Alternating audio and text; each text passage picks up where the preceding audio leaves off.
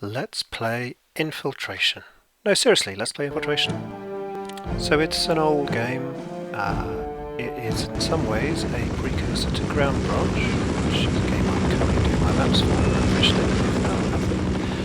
And it was a very good infantry simulator, I think they described it as, running on the old Unreal Tournament engine, the 1999 version. So they squeezed a lot out of that engine. It's obviously visually not as good as some other things you've seen recently, but given the technology they did quite a lot, and also for some reason it records quite dark on the video, so it's not quite what you see, it's what you get. And they had a very complex loadout system. You can see lots of six-sided things because of the technology limitations, but if you can get past that, there's quite an interesting variety of weapons. Anyway, this is the enhanced assault mode, which was something they'd worked on as a game-specific game mode. It's basically just a bit like the Unreal Tournament assault mode with slightly more sophisticated objectives, like controlling areas or getting a CD from a laptop, which is going to seem quite dated. Yeah, but the pace was slow and it was quite tactical and a lot of fun in multiplayer.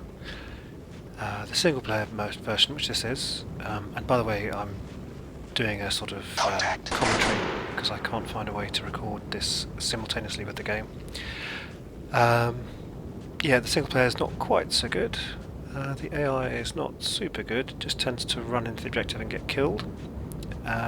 Seems to ignore my request to back me up. And that order system is a feature of the Unreal Tournament game, which has been repurposed for this, which is basically just a mod. Contact. Oh, that's my teammate getting shot as he kamikazes in. So there's the enemy. And there's a wide variety of uniforms to help distinguish friend from foe. There we go. So that's a suppressed weapon. And the objective is in that sort of building there. It's a laptop, and while you're accessing it, you're very exposed. And what I'm doing here is just waiting for the respawns of the defenders to come, and going crouching and going prone. And it's not quite as sophisticated as Armour and the like, which have about 23 different versions of prone and crouch, but it's good enough. And there's weapon sway and breathing, and it was a very early game to have the philosophy of no crosshairs, and what you see is what you get through the crosshair, through the iron sights and the optics. And yeah, there's like parallax. Yeah, and so I obviously targeted at the wrong time. But it was quite innovative at the time in terms of you can have parallax with the sights, and where the gun was pointing was where the bullets went. And yeah, so I'll try a stealthy other route.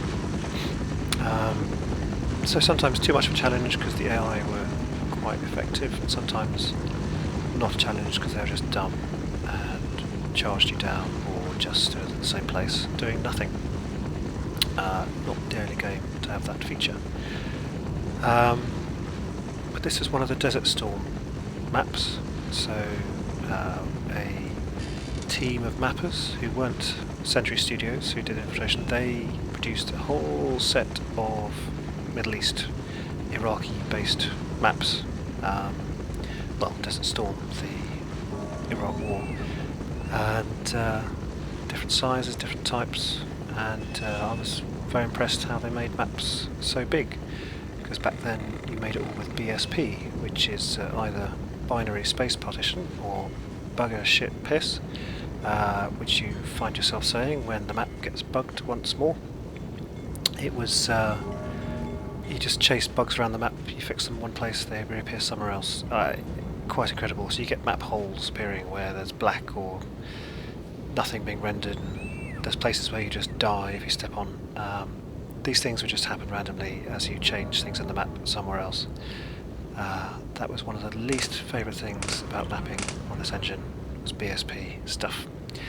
Now it's all static meshes, and the new thing is light maps. They're the new BSP. Anyway, but yeah, so here I am, stealthily approaching the target again. Perhaps I should shut up and let you watch the action. But what else do you have? You have some extra things that they'd added later on in development, like claymores, smoke grenades, and exciting things like that, which gave a bit more to the gameplay. So as defenders, you could set up the objective, and on some maps, like Pankisi Gorge, which I've tried to copy in the new engine, you could have quite interesting setups with claymores put everywhere. But maybe I'll do a couple more maps just to show you some more of the weapons and the maps, and a lot of work went into it. Old tech, but very well used for the most part. So here I am, I'm just waiting for them to appear so I can steal the CD, and it may be that I have killed them all. And so I'm waiting pointlessly because they're all dead. So you get a number of respawn waves. I think you get more as attackers. So now I've got the CD, best make it to the extraction. And you know, other maps have different objectives. Now I'm getting on with it. And also to the right, you'll see the running icon. Beneath that is the stamina bar. So the more stuff you're carrying, the quicker that goes down. If you're carrying a lot of stuff, you can't even run to begin with. And if you're not careful, so this is sort of jogging, there's a sprint mode, and that drains the bar very quickly. So you can find yourself being completely out of puff and being at crawling pace as you're being chased away from the objective, which is quite tense, I can tell you. I think I went the wrong way around, and also I'm going the wrong way. So I have to make it back to the chopper at the flare, which is over here. Yep, over there, go on, over there. And that's the round one. And then you swap sides, and whoever did it first, fastest rather, with more people surviving, is the winner overall. And you can see the camouflage down at the bottom. Quite a large selection of camos were done in the end to choose from. But there you go. So now we're going to go for the Defender mode, and there's a custom animation for either side. There's the beastly attackers coming in, very exciting, and pretty soon I'll start shooting them like fish in a barrel. Spoiler.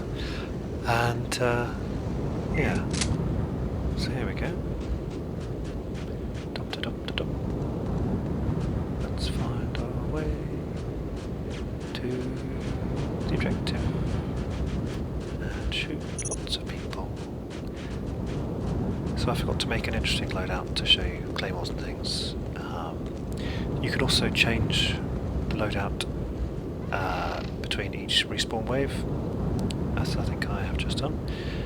And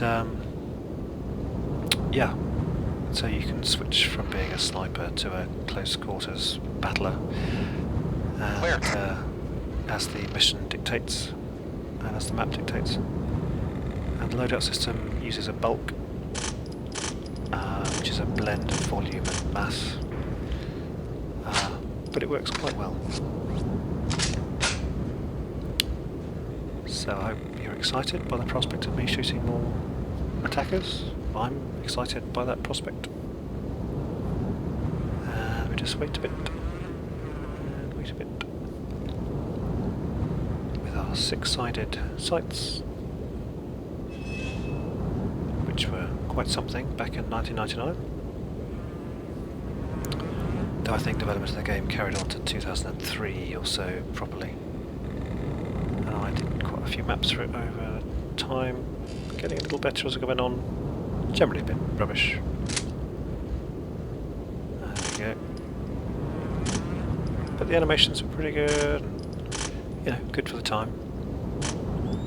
And some of the guns, like the MP5s, were quite nice to shoot. They just felt, I'd say, realistic. I've never shot an MP5 in my life, nor do I expect to, but it felt quite a satisfying version of it compared to other games. And I've decided to go into the sniper's nest. Can my accomplice handle anybody going the other way? We'll find out.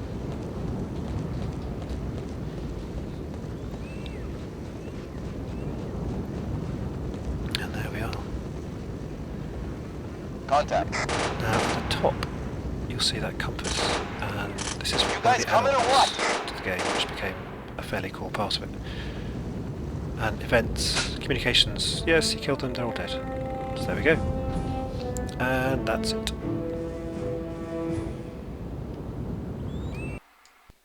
Now, public information broadcast. If you're having trouble making your copy of Infiltration run on a modern machine, here are some tips and tricks to make it work. So I did a couple of recordings where everything was very much too fast and it was tedious and annoying. Basically turning on VSync and running something computer intensive in the background seemed to fix it for me. But there you go. Tips and tricks.